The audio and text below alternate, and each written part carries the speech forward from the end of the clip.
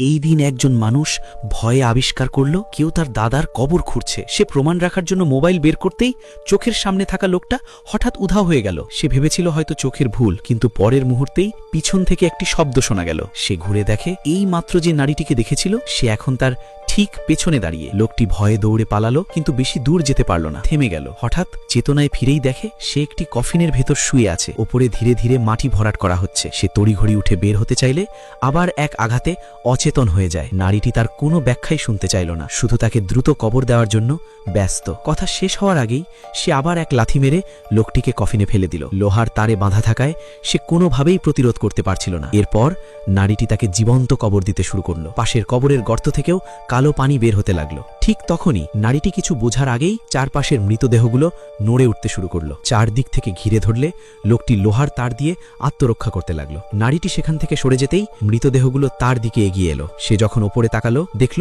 সে পুরোপুরি মৃতদেহে ঘেরা। হঠাৎ পরের মুহূর্তে কবরস্থানে বজ্রপাতের মতো ভয়ঙ্কর শব্দ হলো। চারদিকে পুড়ে যাওয়া দেহের অংশ ছড়িয়ে পড়ল, আর লোকটির কোনো খোঁজই রইল না।